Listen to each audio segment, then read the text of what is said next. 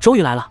凝视着那神圣的光芒，几乎在场的所有人都是一脸的期待，兴奋之情几乎在此时达到了顶点。而如汤臣大师等拥有灵域残图的人，更是赶忙将残图取出，想要从残图之中窥探出一些先机。但有人喜便有人愁，当大部分人都因远古灵域的开启而欣喜之际，吕介等众位师兄师弟们却是眉头紧锁。师弟，为何师尊还不现身？此时那些人都将目光投向了吕介，他们之所以担忧，就是因为他们的师尊悟道圣尊迟迟没有现身，他们害怕他们的师尊错过远古灵域的开启，但他们根本不知道悟道圣尊的行踪，知道悟道圣尊行踪的便只有吕介。我也不知道，按理来说师尊应该早就到了。吕介比任何人都希望悟道圣尊快点来到此处，因为今日他受到了前所未有的屈辱，唯有他的师尊能够为他做主。可突然之间，那远古灵域所释放的光芒开始变化，竟形成了强大的压迫性，覆盖了在场的每一个人。在那光芒的压迫之下，修为强的人都什么眉头紧皱，面露艰难，而修为弱的人更是七孔流血，有的人直接倒地不起，不知是死了还是晕眩了过去。当这等变化涌现，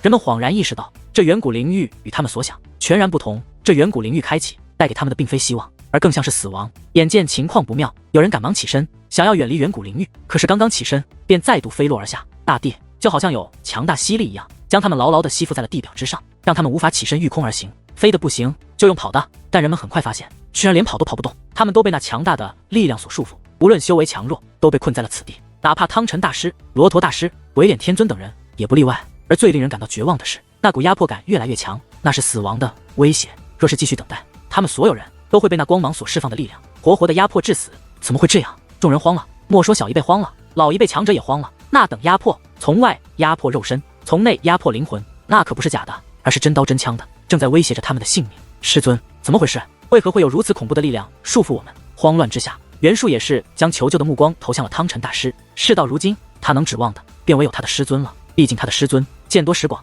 对于这种情形应该更有应对的方法。但袁术不知道的是，其实连他的师尊汤臣大师此时也是慌了，因为就连他也不清楚眼前到底是怎么一个情况。楚风，将你的远古灵域残图也拿出来，看看残图之上是否有破解之法。汤臣大师对楚风说道。听闻此话，楚风也不犹豫，赶忙将自己的所有远古灵域残图都拿了出来。可是无论怎么拼凑或者如何观察，都看不出任何线索，反而是那压迫感越来越强。此时修为弱的人都开始发出了痛苦的哀嚎，甚至有人已经丧失了基本的意识。混账，这到底是怎么回事？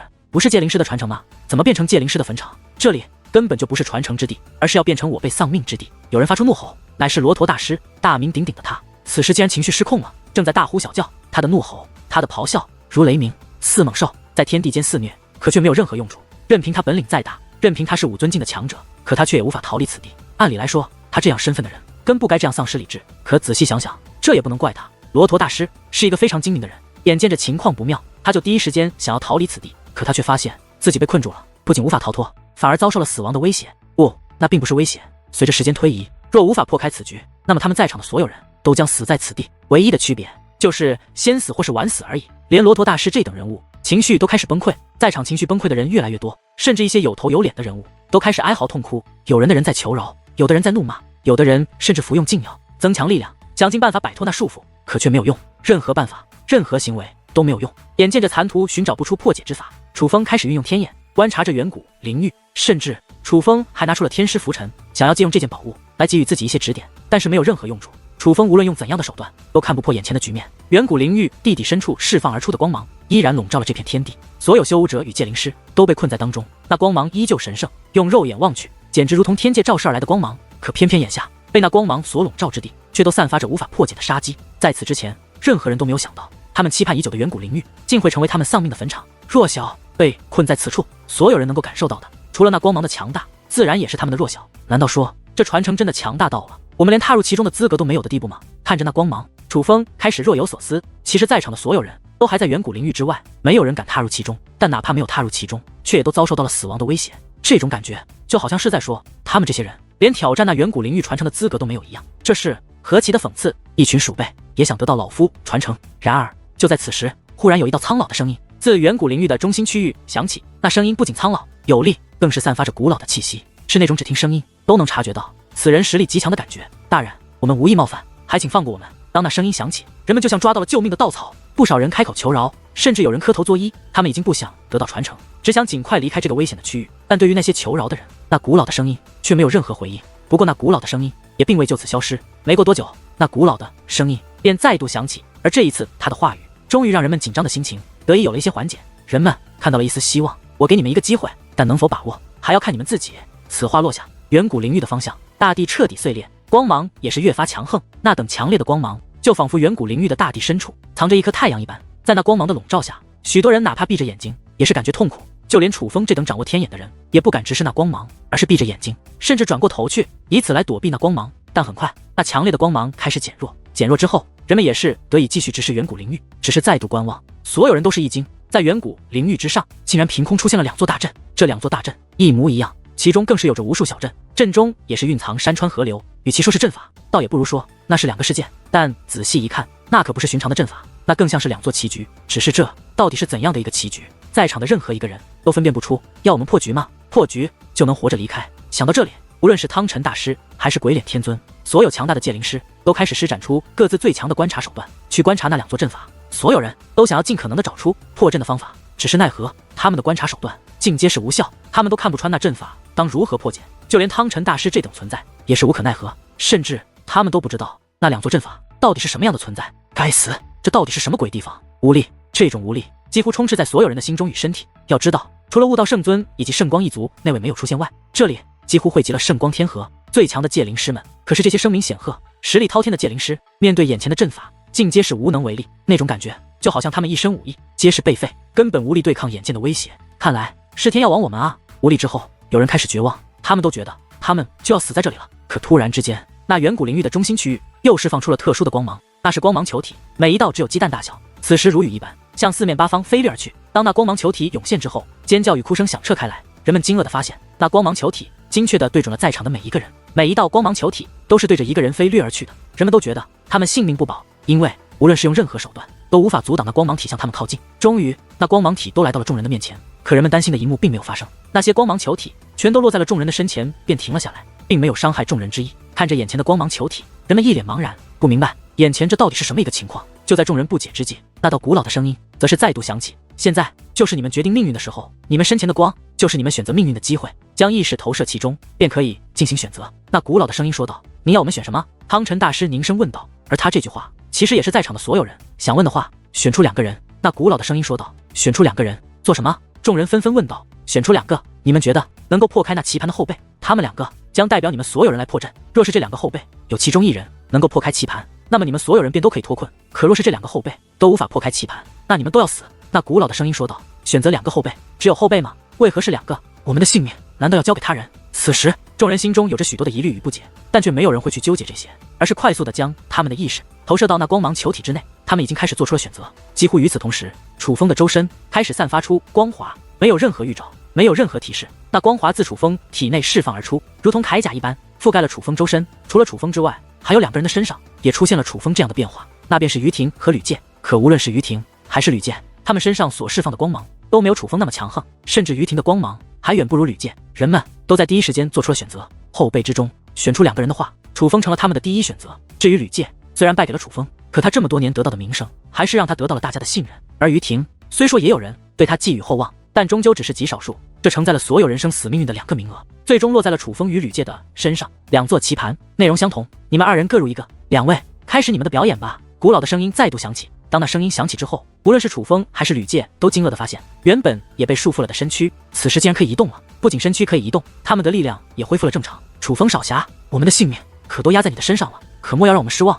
楚风小友，切记谨慎行事，勿要大意。众人的声音不断响起，尽管人们同时选择了楚风和吕介，但显然人们对楚风的期望更大一些。见此情形，吕介的脸色非常的难看，心中更是怒火翻腾。他很清楚，短短1天不到的时间内，他吕介那圣光天河最强戒灵师后辈的称号已经被这个叫做楚风的家伙夺走。我会让你们知道究竟谁才是真正的天才。吕介想到这里便御空而起，他并没有直接入阵，而是居高临下打量着那座棋盘。吕介此时可谓斗志满满，其实他并不在乎他人的死活，但是他在乎这场对决的胜负。没错，正是对决。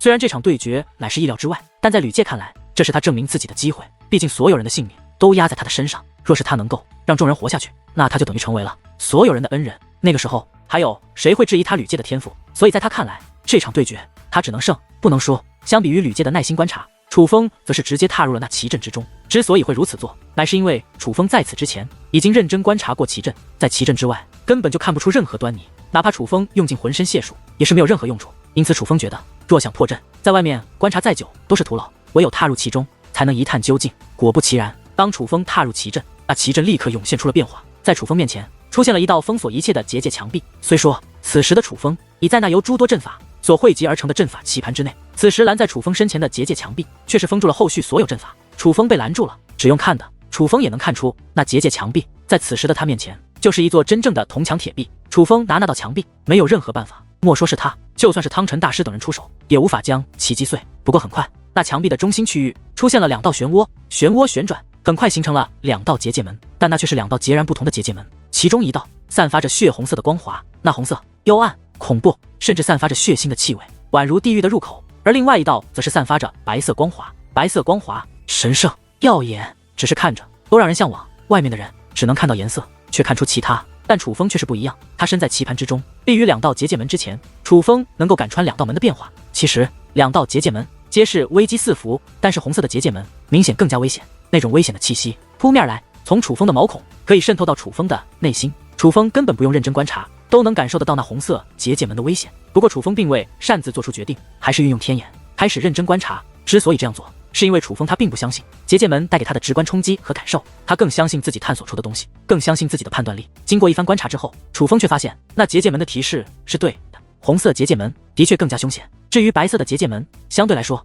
凶险系数要减少了许多，并且无论是红色的门还是白色的门其实都可以破阵。可是若是从白色的门破解棋局，根本无法解救众人，能够解救的只有自己。但若是从红色的门踏入，破解了棋局，不仅自己可以解救，还可以解救在场的所有人。这种情况下，楚风已是无需考虑其他，哪怕明知道红色结界门更加危险，但是为了汤臣大师、袁术以及于婷等人，这个险楚风也要冒。于是楚风毅然决然地踏入了红色的大门之中。当楚风踏入红色的门之后，整个棋盘都化成了红色，楚风与阵法皆是被那红色的光华隐藏起来。一眼望去，辽阔的阵法皆是红色，看上去既刺眼又恐怖。选择了红色的门吗？单用肉眼看的也能看得出来，红色的门更加危险吧。见楚风竟然选择了红色的结界门，许多人都表示不解，甚至替楚风感到担忧。当然，除了汤臣大师等少数人外，大部分人并不是真的在乎楚风的安危。楚风天赋再强，与他们也是无关。他们眼下担心楚风，纯粹是因为楚风的身上背负着他们生死的命运罢了。楚风，你这混账小子，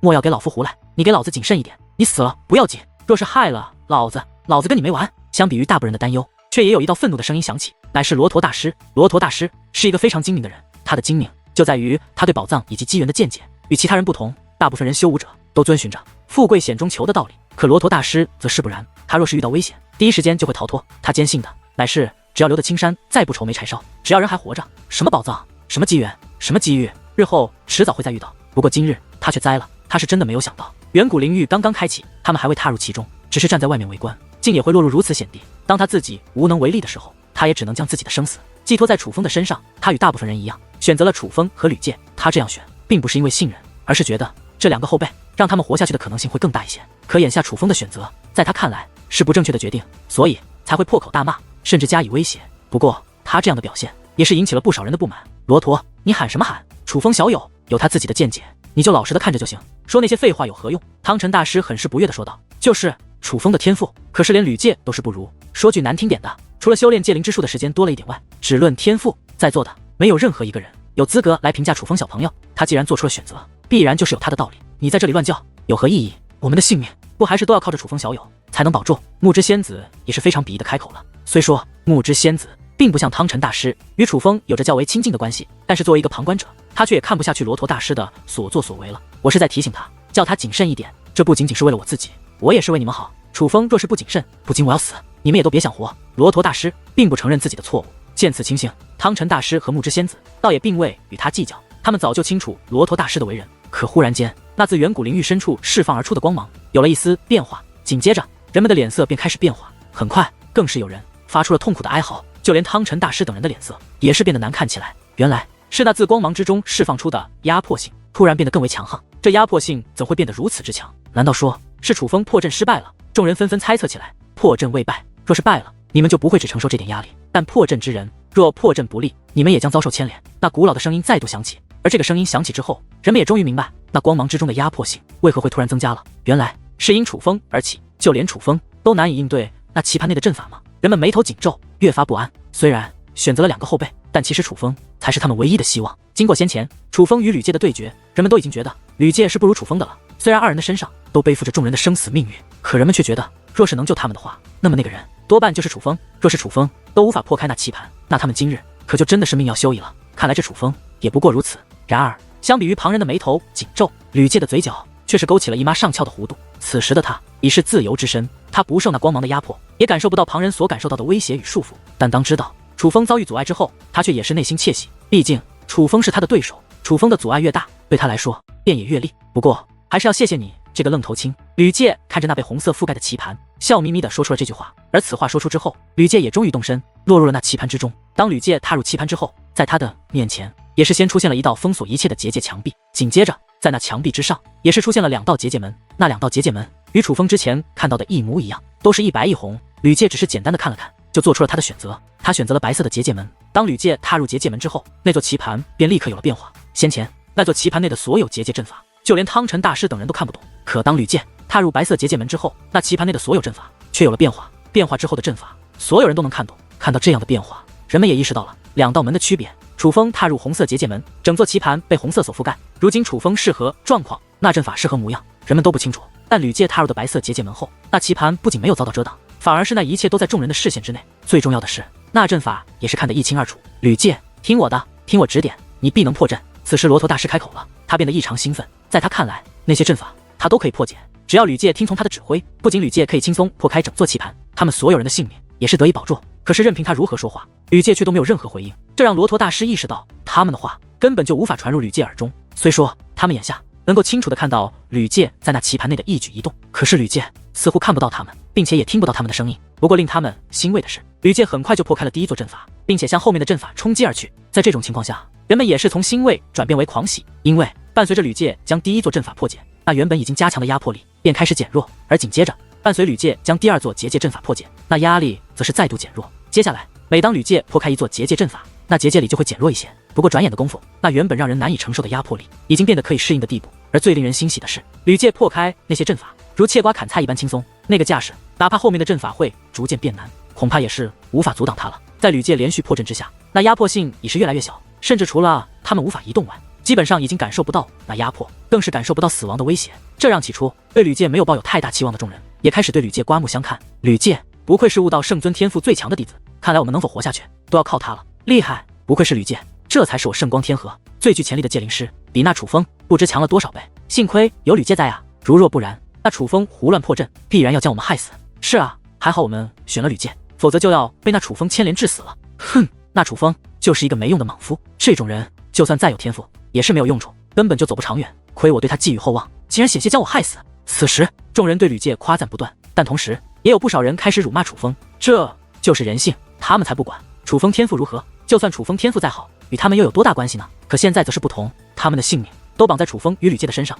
在这种特殊的关系下，楚风的破阵出现了差池，也就等于害了他们。他们对楚风自然也就十分的怨恨，毕竟若是失败，那可是会夺走他们性命的。不过所幸吕界的出现让他们看到了新的希望，眼下吕界成了救他们的人，而楚风却成了险些害死他们的人。在夸赞吕界的同时，他们自然不可能对楚风嘴下留情，甚至有不少人怀恨在心。对于那种小人而言，可不仅仅是辱骂楚风这么简单，若是日后有机会，他们甚至会对付楚风。木之仙子，你刚刚说什么来着？说那楚风天赋异禀，破阵有他自己的见解，就连我们都无法与他相提并论。现在这该怎么说呢？忽然一道讽刺的声音响起，是罗陀大师。而面对罗陀大师的嘲讽，木之仙子也是说不出话来。楚风险些害死他们，但吕界却救了他们，这种情况下他又能说什么呢？要怪也只能怪是自己看走了眼。罗陀，你怎能将话说得如此难听？不管怎么说，楚风也是为了万战，若不是我们将他选拔出来，他根本不必冒此风险。他虽然天赋异禀，可终究只是小辈，他的年龄比吕界都小了几百岁。吕界好歹也领悟了龙变三重，可楚风只是龙变一重。这2座棋盘的阵法虽然相同，但对于吕界和楚风而言却并不公平。吕界能够破阵，自然可喜可贺，可就算楚风无法破阵，也不当承受如此辱骂。毕竟若不是我们将他选出来，他根本不必冒如此风险。吕界破阵，我们都能活，可楚风若是无法破阵，他就要死。若是他死了，岂不就是被我们害死？对于这样一个人，我辈难道不应该愧对于他？就算没有良心，没有愧对之情，又岂能怨他？难道你们的良心都被狗吃了不成？汤臣大师开口了，他的声音之中也是充满了怒意。他是真的生气了，因为楚风的确是在为他们而战，就算失败，在座的也不该埋怨楚风。汤臣大师所言在理，对于汤臣大师这番话，如意老人点头赞同。这话自然在理，因为汤臣大师所说就是事实。楚风是众人选出来的，就算说欠，也是众人欠楚风，而绝对不是楚风欠众人。可偏偏众人却辱骂楚风，这乃是万万不该发生之事。不得不说，汤臣大师这番话说出后，那辱骂楚风的声音的确减少了许多，但这不代表众人就认同了汤臣大师。相反，许多人虽然嘴上不骂了，但却冷笑连连，那表情甚是可恶。道理谁都懂，可不代表懂道理他们就会按道理做事。在场的许多人还是怨恨楚风，哪怕不在嘴上骂了，也还是在心里骂。他们不敢直接骂，不过是碍于汤臣大师和如意老人的实力罢了。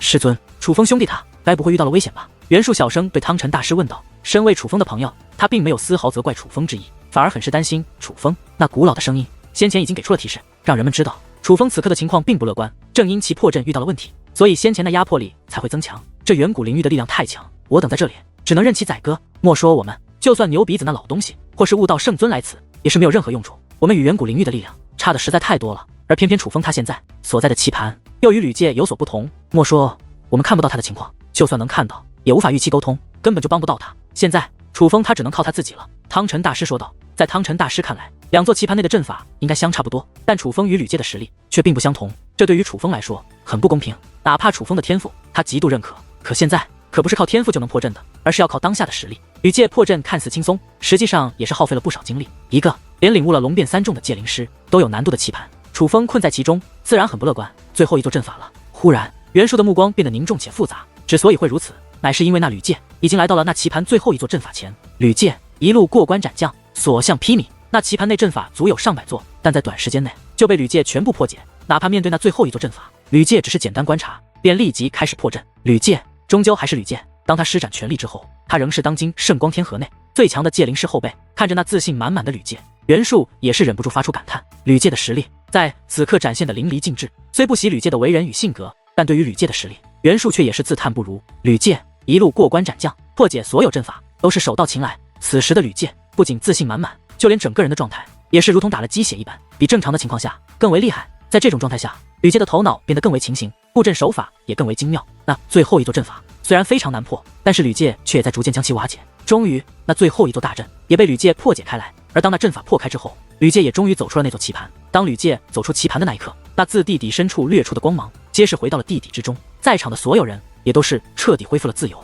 成功了，吕界他成功了，我们脱困了，我们得救了。当众人摆脱束缚之后，欢呼的声音响彻于天地之间，而对于吕界的夸赞声更是不绝于耳。本来吕界进入那棋盘后就看不到外面的情况，也听不到外面的声音，他并不知道他与楚风究竟孰强孰弱。可现在他知道了，从众人的声音之中，他已经知道自己成为了所有人眼中的英雄。虽然他是一个后辈，可就在刚刚，他却凭借一己之力拯救了在场所有人的性命。这场对决胜负已分，是他吕界胜了。楚风，你也不过如此。此时吕界将目光投向了另外一座棋盘，那座棋盘仍被红色的光芒覆盖，人们甚至不知道楚风是死是活。但在此时的吕界看来，他更希望楚风活着，因为他已经赢了，并且赢得彻彻底底，赢得了所有人的人心。可若是楚风死了，也就死了；但若楚风活着，楚风就要面对失败，那种挫败感，吕界很希望在楚风的脸上看到这家伙。忽然，吕界的目光有了变化，因为有一道身影自那血红色的棋盘之中掠出。这个人不是别人，正是楚风。是楚风，他竟然也破开了棋阵。看到楚风之后，所有人都是为之一乐。他们本来以为楚风已经死在了那座棋盘之中，当然，对于楚风的生死，他们其实也并不在意。但当他们看到楚风居然还活着，他们或多或少都感到有些意外。楚风，你怎么样？不过，相比于在场的其他人，汤臣大师以及袁术、于庭等人却是有些慌了，因为此时的楚风可并不乐观。吕界乃是完好无损地走出了棋盘，但楚风却并不是。此时楚风脸色惨白，如同遭受了重创，那个虚弱的样子，说明他的情况可不乐观。眼见楚风不妙，汤臣大师等人则是赶忙向楚风飞掠而去，他们也顾不得远古灵域是否危险，此时只想帮助楚风疗伤。然而汤臣大师和袁术等人刚刚靠近远古灵域的区域，便同时发出了一声惨叫。起初对于这突如其来的一幕，人们还有些不解，不明白他们为何会如此。而就在下一刻，一重结界涌现开来，那结界贯穿天地，将整个远古灵域的区域全部封锁开来。而汤臣大师等人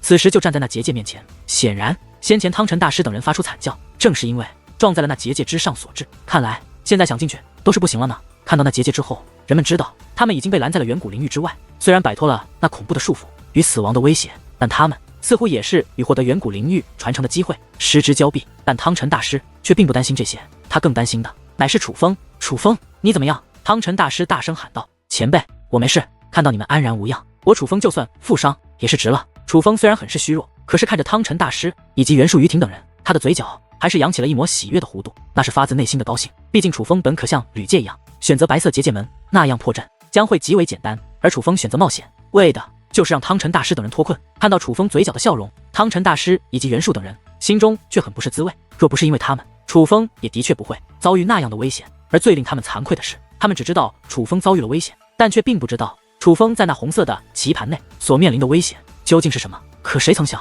就在此时，却有一道充满恶意的声音在天际炸响开来：“你负伤，是你没用，关我们什么事？”说这句话的不是别人，正是那个罗陀大师。你负伤，是你没用，关我们什么事？罗陀大师此话极为讽刺，并且他此话一出，那天上地下浩瀚人海之中，竟纷纷传来哄笑声，那笑声也皆是尽显嘲讽之意。听闻这样的话语，听闻这样的笑声，楚风也是意识到了不对，明明是自己救了众人，为何众人会对他如此态度？难不成是被抢了功劳？想到此处，楚风不由得看向了吕介，看到吕介那洋洋得意且看向自己还满是藐视的目光，楚风明白，他猜对了，就是这个吕介抢走了本属于他的功劳。吕介没有做到的事，又何必逞强呢？楚风对吕介说道：“楚风，你是输不起吗？”吕介反问道：“楚风，你该不会是想要说让我们脱困的人是你吧？你还真以为只要从棋盘内走出就是解救了我们？你还真把自己当成救世主了，可笑，真是可笑至极！”天地间不仅再是嘲讽的笑声，讽刺的言论也是响彻开来。这些人都与吕介站在了吕介那一边，他们坚信救了他们的人是吕介，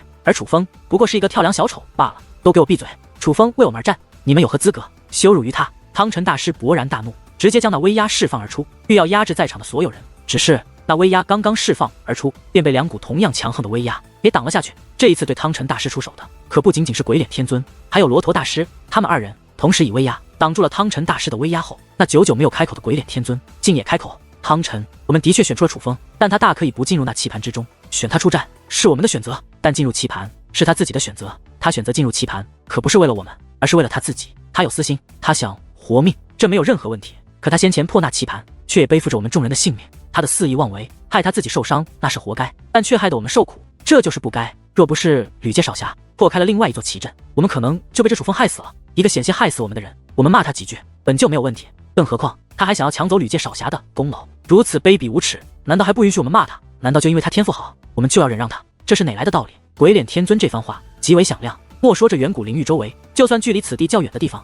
也能够听到他的声音。天尊大人所言极是，对，天赋再好，人品卑劣也是没用，这种人迟早成为祸害。而最令汤臣大师、袁术以及于婷等人气愤的是，鬼脸天尊这番话还得到了许多人的拥护。一时之间，天地间所弥漫的声音不仅仅是针对楚风的，还有针对汤臣大师的。楚风他明明是为众人而战，可此时却成为了众矢之的，这的确让人愤怒。可是偏偏相比于汤臣大师等人，楚风却是无所谓的摇了摇头。楚风似乎并不在意，不过楚风虽不在意，汤臣大师却做不到不在意。你们这群忘恩负义的东西，我汤臣今日非要给你们一些教训不可。汤臣暴怒之际，竟然亮出了兵刃，他是真的要与众人抗衡，哪怕明知不敌，也要替楚风讨一个公道。哼，汤臣早就知道你与这楚风乃是一伙的，你庇护他，我们不怪你，但你要是想威胁我们，我们可不怕你。然而面对暴怒的汤臣大师，那鬼脸天尊与那罗陀大师却也皆是亮出兵刃，这两位竟真的要与汤臣大师开战。算了前辈，可就在此时，却有一道声音响起，乃是楚风。前辈不用与他们计较这些，我楚风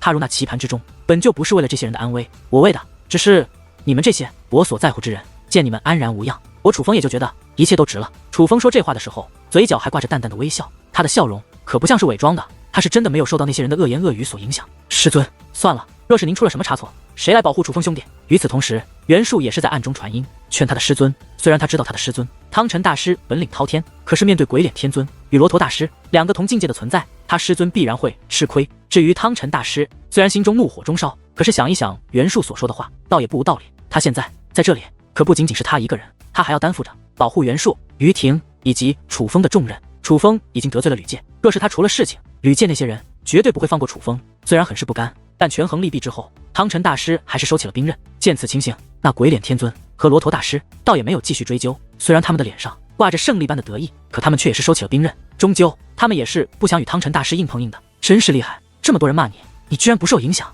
楚风，你的脸皮可真够厚的。忽然又有一道讽刺的声音响起，那声音乃是来自于吕介。吕介，怎么回事？你心里清楚，要说脸皮厚，那也当是说你才对。楚风说道。楚风，我劝你对我说话客气一点，现在我若对你出手，可没人能够帮得了你。忽然吕介的目光变得阴沉起来。见此情形，汤臣大师等人皆是心中一沉，暗叫不好。早在先前吕介败给楚风之后，吕介的师兄们就想直接对楚风下毒手。幸亏汤臣大师在，才拦下了他们，否则此时的楚风可能已经死去了。可是现在，所有人都被拦在了远古灵域之外，那远古灵域之中，只有楚风与吕介他们两个人。若是这个时候吕介想对楚风不利，那根本就没有人能够帮得了楚风。可谁曾想，吕介还没有对楚风出手，那远古灵域深处却发生变化，在远古灵域的深处又绽放出了光芒。那光芒虽然横扫八方，但却并不刺眼，反而极为神圣。它的神圣气息比先前远古灵域内那带有压迫、遮天蔽日的光芒还要浓郁数倍不止。当此光芒出现之后，在场的所有人都被其所深深吸引，而仔细观看，能够发现那光芒源自一物，那是一道石碑。石碑看上去极为寻常，并且石碑上面什么都没有刻写，但其所散发的气息却让在场的所有戒灵师都为之疯狂。倘若说这远古灵域有传承，那么那散发的光芒的石碑就一定是传承。传承，远古灵域的传承竟然出现了。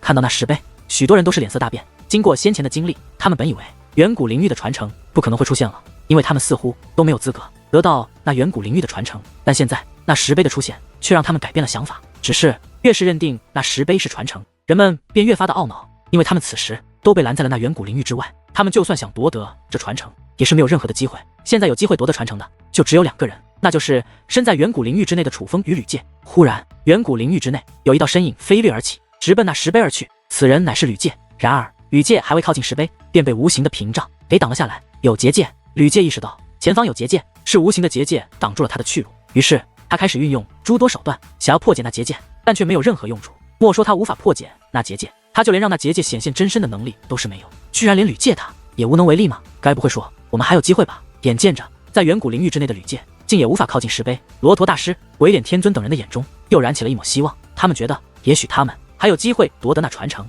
于是他们再度取出了他们身上的远古灵域残图，想着从那残图之中窥探出一些机会。可谁曾想，他们这个想法刚刚出现，便有一道声音响起，是那古老的声音再度涌现：触碰这石碑便可揭晓一切答案，但你们两个后辈只有一个人有这个资格。那古老的声音说了这两句话之后便消失了，可人们却都明白了他的话中之意。这古老的声音是让楚风和吕介进行对决，唯有胜者才能穿过那结界，靠近那石碑。此时刚刚燃起希望的罗陀大师等人都是失望至极，甚至郁闷的想哭。妈的，这残图根本就没有任何用处，枉费我花了那么大的力气去搜集他们。气急败坏之下，罗陀大师更是将他精心寻来的几张远古灵域残图全部撕毁。而在他做出这件事之后，竟然也有人效仿。这远古灵域残图本该是夺得传承的最大优势，可谁曾想从始至终这远古灵域残图都没有发挥出一丝功效，简直就像是一个骗局。尤其是当那古老的声音响起，间接的宣布能够有机会得到传承的人只有楚风和吕介之后，人们更是彻底的绝望了，觉得他们都没有机会得到那远古灵域的传承。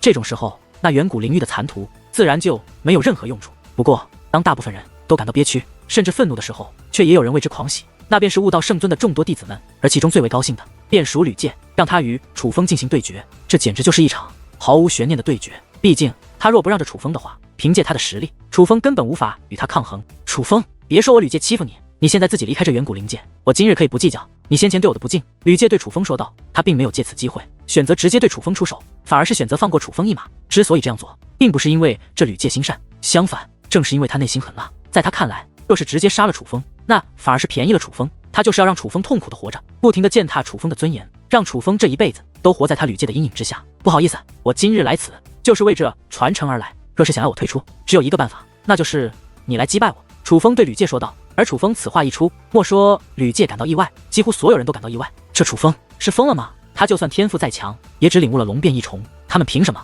与领悟了龙变三重的吕介对抗？真是不知死活。既然你想死，我就成全了你。吕介说话之间，抬手一掌，隔空落下，刹那间，磅礴的结界之力化作一把长达100米的大刀，从高空劈落而下，直奔楚风而去。吕介这一次出手没有丝毫的留情，他直接施展出了龙变第3重的力量，那可是堪比6品至尊的力量。这一击就算不杀了楚风，但也绝对会让楚风付出极大的代价。可谁曾想，面对如此强大的力量，楚风竟是面色不改。因为楚风在那红色的棋盘之中，不仅仅破开了诸多大阵，他还得到了意外的收获。如果是之前的他，的确无法应对施展全力的吕介，可是现在则是不同。忽然间，虚空一阵颤动，紧接着那结界之力所凝聚而成的大刀便开始碎裂，紧接着消散开来。见此一幕，莫说吕介以及旁人为之惊讶，就连楚风的眼中也是涌现出了惊讶之色。因为楚风还没有出手，所以那结界之力被破解，与楚风无关。而就在众人不解之际，那古老的声音则是再度响起：我之传承，今日只有一人可得，可在场之人并不会空手而归。此2人皆是破开了奇阵，破开奇阵，便已得到了奖励。古老的声音说道。他这个声音响起之后，也是让人们意识到，那破解了吕界宫室的人，应该不是楚风，而是远古灵域的力量。但人们根本没心思去想这些，他们的所有注意力只落在了2个字上面，那边是古老声音所说的奖励。奖励？什么奖励？此时，莫说旁人，就连楚风与吕界也是一脸不解，因为他们并没有发现那所谓的奖励。奖励就在你们身上，之所以还未展现，乃是因为你们能有机会破解奇阵，乃是众人的心愿，所以你们2人的奖励也要众人平分。那古老的声音说道。平分？那岂不是说我们也能得到奖励？听闻此话，原本郁闷的众人脸上终于露出了一抹淡淡的喜色，甚至有人开始幻想，假如那所谓的奖励就是远古灵域的传承的话，那么他们今日岂不是就赚大了？大人，这奖励要如何来分啊？欣喜之际，也有人提出了至关重要的问题。话音刚落，自那远古灵域之内，竟又有光芒球体浮现，并且那些光芒球体涌现之后，还分别掠向在场的所有人。此时，除了吕界与楚风外，几乎每个人身前都有一颗光芒球体。这光芒球体，人们再熟悉不过，因为先前他们被那光芒内的力量威胁生命之际，需要选出2个优秀的后辈进入奇阵，他们正是将意识投射到这光芒球体之内，才选出了楚风与吕界。所以当看到这光芒球体再度出现之后，人们就已经大概明白了，想要分区吕界与楚风身上的奖励，应该是需要用这光芒球体了。快看，楚风和吕界周围的那是什么？而几乎在那光芒球体出现的同时，也有人发现了楚风和吕界的变化。此时，楚风与吕界的身上竟也出现了光芒，不过2人身上的光芒却又有所不同。楚风身上的光芒乃为血红色，与奇阵上的血红几乎一样。那血红色的光芒自其体内释放而出，如同一道守护阵法，将楚风包裹。不过那光芒较小，就像是一个小小的光圈，紧贴着楚风的衣衫。至于围绕着吕界的光芒，则是白色。那白色光芒并不是从吕界体内释放而出，也并没有贴服吕界的衣衫与身体，而是围绕着吕界的周身，与吕界保持着一定距离。如果说那血红色的光芒与楚风乃是一体，那么白色的光芒则像是与吕界分隔开来的力量。可是吕界周身那白色的光芒却极为磅礴，以吕界为中心，竟覆盖万米范围。楚风与吕界2者对比之下，形成了极大的反差。不过那反差不仅仅是光芒的大小，最为重要的还有气息。楚风身上的红色光芒散发的乃是血腥之气，除此之外没有任何气息存在。而吕界身上的光芒乃是神圣气息，不仅仅是神圣的气息，最令人感到兴奋的是，吕界周身那白色光芒之中，让人能够感受到极为浓郁的结界之力，那是对精神力有着极大帮助的力量。虽然那力量远不及那石碑所散发的气息，但对于众人来说，尤其是那些修为较弱的人来说，却足以激动到热泪盈眶的地步。他们甚至觉得这很可能是一场梦境，怀疑这一切到底是不是真的。那便是奖励吗？我们都能得到那样的力量吗？这可真是意外的惊喜啊！我不是在做梦吧？众人越发兴奋，甚至有人痛哭流涕。尽管这所谓的奖励与真正的传承仍有极大的差别，可感受到那气息之后，人们仍是兴奋不已。尤其是修为较弱的人，他们最为激动。毕竟在他们看来，在场的所有人都可以平分这个奖励，这对他们来说绝对是意外的惊喜，甚至是天赐的机缘，也许是他们此生此世所遇到最大的机缘。这一次你们只有一次机会，2个后辈，你们只能选择一个，你们选择谁，就可以共享谁的奖励。那古老的声音再度响起，也再度给予了人们提示。原来只能选一个吗？那也无所谓了。那楚风身上的力量与吕界少侠身上的力量相比，简直就是萤火之光与皓月的差距。就那羸弱的光芒，先前居然还好意思说是他破解了阵法，真是太不要脸！天下间怎么会有如此不要脸的人？听闻古老声音的话后，不少人对楚风发出讽刺。紧接着，人们就做出了选择。当他们的意识投射到光芒球体之后，那光芒球体便开始移动，向远古灵域的方向飞掠而去。在场之人足有亿万之多，那光芒球体也有亿万个光芒球体同时掠向远古灵域，宛如倒涌的暴雨。那等景象倒也是颇为壮观。不过大部分光芒球体全都飞向了吕界，进入了吕界周身的光芒之中，但也有少部分光芒球体落在了楚风的周围。仍然有人选择了楚风，除了汤晨大师、袁术、于婷之外，还有木之仙子、如意老人选择了楚风。而除了他们这些大人物外，也还有几千个人选择了楚风。虽然那几千道光芒球体与围绕着吕界的亿万个光芒球体相比，简直不值一提，但却也仍然有人选择了楚风。这几千个人虽然先前未曾替楚风说话，但却也未曾辱骂楚风，他们的态度算是中立的态度。当然，他们选择与楚风平分，也并非是要支持楚风，而是因为选择吕界的人实在太多了。虽然吕界周身的光芒极为磅礴，并且那气息让人为之向往，对比之下，楚风周身的红色光芒简直令人嫌弃。可选择吕界的人实在太多了，那可是亿万人之多啊！他们担心吕界的力量虽强，但却也根本不够分，所以选择了楚风。这算是一种投机取巧，但其实他们也很慌，因为楚风周身的光芒不仅体积极小，那气息甚至不蕴含对界灵师的帮助。他们选择楚风，也无异于是一种赌。快看，居然有傻子选择楚风，一群投机取巧的家伙而已。等一下，他们就会为他们的选择而感到后悔。见有人选择了楚风，不少人开始嘲讽挖苦。在场的人数很多，平分吕界周身的光芒落到每个人手中的分量自然都不多，但在他们看来，吕界周身的光芒太强，哪怕分到的部分很少，也比楚风的强得多。所以他们在看穿那些选择楚风之人的意图后，才会如此嘲讽，因为他们觉得他们自己做出了正确的决定。那些人选择楚风，注定是错误的选择。忽然，天地开始颤动，吕界周身散发的光芒开始与那亿万颗光芒球体相融。没过多久，吕界周身的光芒便彻底消散，尽数与那光芒球体融合到了一起。紧接着，那些光芒球体都是射出了光芒，笔直地射向了投射了意识的人们。白色光芒相互交错，如同一片光芒大网，覆盖了这片天际。而当那光柱落在众人的身上之后，每个人的身上也都是覆盖了一层淡淡的光芒，那正是从吕界周身所分得而来的力量。虽然分得而来的奖励如众人预料一般，的确非常的微薄，可人们却也是非常的欣喜，因为那光芒体就在他们周身，无需炼化，那些光芒体便会自动进入他们的体内，与他们身体相融。他们此时能够更真切地感受到那光芒的内所蕴含的力量，这对于他们这些修炼界灵之术的人来说，都有着极大的帮助，会大大的增强他们精神力的强度，真是不虚此行，不虚此行啊！多谢吕界少侠，多谢吕界少侠！此一时，天地间欢呼雀跃，但更多的却是对吕界的感谢。汇集到远古灵域的人很多，但他们之中的大部分人不过都是来围观的人，是来凑热闹的。他们正因清楚自身的实力，才导致他们对于这远古灵域的传承本就没有抱有什么幻想，但此时他们却得到了这样的力量，绝对是意外的惊喜。能有这样的惊喜，却也是因为吕界给予了他们这份力量和机缘，他们自然对吕界感激流涕。不管吕界之前多么狂傲，多么自负，多么的惹人不爽，但此时的吕界却成为了在场亿万界灵师眼中的英雄，感受着那来自浩瀚天际震耳欲聋的夸赞与感谢。向来高冷的吕界都是笑得合不拢嘴，他真是的一极了。虽然他早就是名震圣光天河的天才，可是这样的待遇他还是第一次感受到。他知道从今日起，他吕界的在众人心中的地位又将发生变化。不过得意之际，吕界也是将目光看向楚风，看到楚风周围的光芒球体没有任何变化，吕界微眯的眼中涌现出了幸灾乐祸的情绪。楚风，你这怎么回事？为何没有动静？该不会你周身的光芒根本就不是奖励吧？吕界对楚风挖苦道。对啊，为何楚风那边没有反应呢？该不会真的如吕界所说，那根本就不是奖励吧？很有可能啊，你看他那虚弱的样子，搞不好根本就没有真的破解奇阵。再者说了，他身上的红色光芒本就没有结界之力的气息，单用看的也知道那根本就不是能增强大家精神力的力量。可是若没有破解奇阵，他又是如何从那奇阵之中走出的呢？这还不简单，吕界破开了奇阵，我们都能得救，那楚风自然也不例外。所以搞了半天，那楚风根本没有破开奇阵，是托吕界的福才能活着从奇阵之中走出，多半就是如此了。哈哈，原来这个样子，那些家伙居然还妄想从楚风那里分的奖励，这一下傻眼了吧？真是自作聪明，活该，活该啊！天地之间也都纷纷传来了对楚风的挖苦与嘲讽，甚至就连那些选择与楚风平分奖励的人也遭到波及。听闻铺天盖地的讽刺与羞辱，汤臣大师与袁术等人皆是气得咬牙切齿，若不是有所顾忌，他们真的很想狠狠地教训一下这些人。这个家伙的心是铁做的吗？为何面对这样的羞辱，他却仍能镇定自若，面无波澜？不过相比于愤怒的汤臣大师和袁术，于婷则是盯着楚风，心中充满了不解。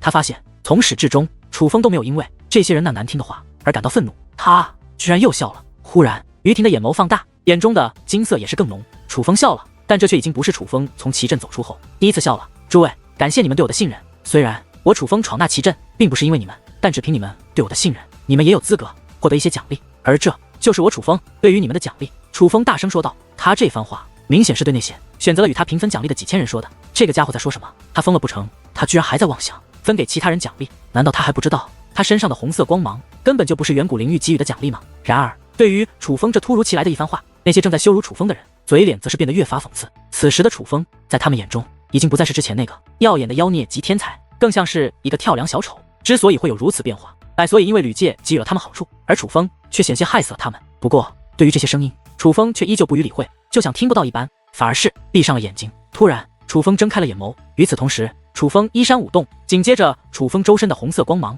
竟然自其体内开始扩散。那原本体积极小的红色光芒立刻扩散到了100米的范围，并且开始与其中一部分光芒球体融合。融合之后，血红色的光芒自球体之中飞掠而出，血红色的光芒犹如导射的流星，分别射向了那些选择楚风的人们。看到这一幕，莫说是旁人，就连那些选择楚风的人都是大惊失色。尽管那红色的光芒还未落在自己的身上，可是那光芒的耀眼程度远非先前吕界分给众人的白色光芒可比。那红色的光芒每一道都比吕界的光芒粗了几十倍不止。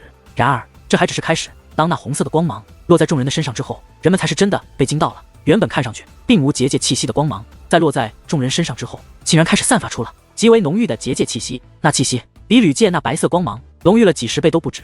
最重要的是，吕界的光芒分给众人之后，无论是罗陀大师，还是鬼脸天尊，又或者是无名角色，他们所分得的光芒，都只有极其微薄的一小层而已。可是此时，楚风分给众人的血红色光芒，却是全然不同。那光芒不仅气息浓厚，其体积也是极为磅礴。怎么会这样？这是怎么回事？看到这一幕，莫说旁人傻眼了，就连罗陀大师和鬼脸天尊这种人物，也是脸色大变。先前还洋洋得意，尽是讽刺的他们，此时脸上涌现出了极度的不解，以及极度的慌张。直至此时，他们才忽然意识到，这一切似乎与他们想象的不太相同。多谢楚风少侠，多谢楚风少侠。此时，那些得到了红色光芒的人激动不已，开始对楚风感谢，甚至有人跪在天际之上，对楚风磕头作揖。毕竟先前得到吕界那力量的人都已是感激不已，可是这些得到楚风力量的人，他们所得到的力量却是那些人的几十倍，甚至上百倍。这在此之前，简直是他们不敢想象的。他们怎能不谢？不用谢，这是你们应得的。接下来轮到我最重要的人了。楚风对众人说完此话后，便看向了汤臣大师等人。汤臣前辈、袁术兄、于婷姑娘，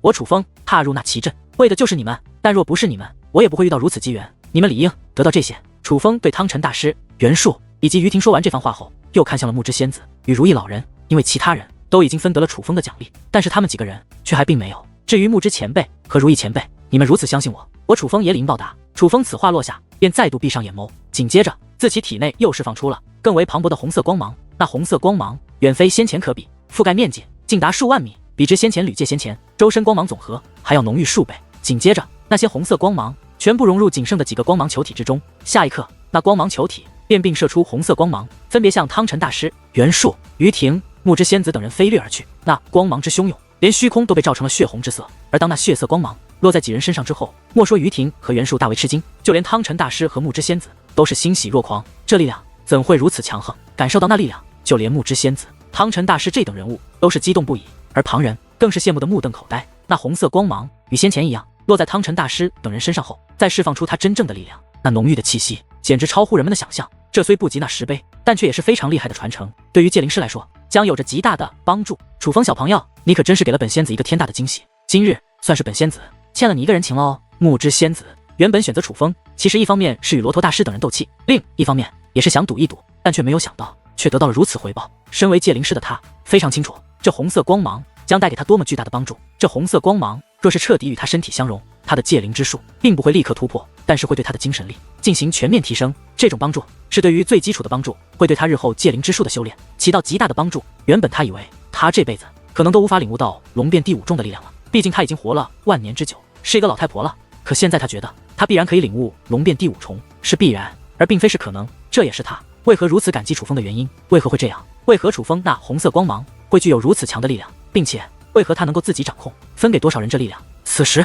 许多人感到不解，他们嫉妒、羡慕，但更多的却是不知所措。破阵的不是吕界吗？吕界的周身的力量不是更强吗？为何楚风的力量会比吕界清楚这么多？而就在众人不解之际，那古老的声音则是再度响起：2道结界门，白色较容易通过，乃是保命的选择；红色结界门的危险程度乃是白色结界门的数倍。若想救你们，唯有踏入红色结界门，且通过血色奇阵才行。这名为楚风的后辈是解救你们的人，自然也就得到了更多的奖励。当奖励涌现之后，他也有资格自己分配奖励，这是他破开奇阵解救你们的所换来的奖励。古老的声音浑厚有力，每个人都听得清清楚楚。但是听闻这番话后，众人却是目瞪口呆，那个面容简直更吃了屎一样难看。搞了半天，楚风才是破开奇阵的人；搞了半天，楚风才是救了他们的人。可是他们刚刚却那样羞辱楚风，这不是恩将仇报吗？此时他们心中皆是涌现出愧疚之意，尤其是辱骂楚风的人。但这不是重点，愧疚只是很小的一方面。真正让众人感到悔恨的是，他们先前明明可以与楚风分配那红色光芒，明明可以得到那力量，可他们却都选择了吕界。是他们自己做错了选择，是他们自己错过了这大好的机会。那红色的光芒如此厉害，若是与他们相融，甚至能够改变他们日后的命运，那种心情真是难受至极，甚至痛不欲生。我真是愚蠢，我真是蠢啊！悔恨至极时，竟然有人抡开手臂狠狠地抽打自己。从他们抽打自己的力度能够看出，他们真的是悔恨极了，悔恨到狠不到打死自己的地步，否则也不至于把自己打得面目全非，鲜血淋漓了。而最重要的是，这样的人还不在少数。可是对于这样的人，无论是楚风还是汤臣大师，甚至是如意老人，都没有一丝同情。他们是自找的，他们才是真正的活该。吕界，你这畜生怎能如此卑鄙？明明不是你解救了我们，你为何还要承认？猛然间，一声怒吼响彻开来，乃是罗陀大师。罗陀大师比任何人都后悔。汤臣大师也就算了，毕竟他本就与楚风关系较好，并且从始至终都在维护楚风，理当得到这样的力量。但是木之仙子只因相信了楚风，就得到了那样的力量，这让他们嫉妒不已。吕界当真可恶至极，无耻啊，实在太无耻了。那不属于你的功劳，你怎能冒领？吕介呀，吕介，你真是害苦了我们啊！极度的愤怒，极度的后悔之下，许多人已经失去了理智。一时之间，许多人也顾不得吕介的身份，竟然越来越多的人开始将矛头指向了吕介。此时，铺天盖地的羞辱与辱骂，全部都落在了吕介的头上。但吕介显然没有处分的心胸。你们先前还洋洋得意的吕介，此时也是脸色惨白，他的心中其实比任何人都要难受。本以为自己是胜者，甚至还因此得意了许久，但是此时他竟然发现他乃是一个失败者，这让向来骄傲自负的他如何承受？极度抑郁之下，吕介的脸色变得越发难看，随后嘴巴一张，竟扑哧一声，一大口鲜血喷洒而出。堂堂吕介竟被气到吐血。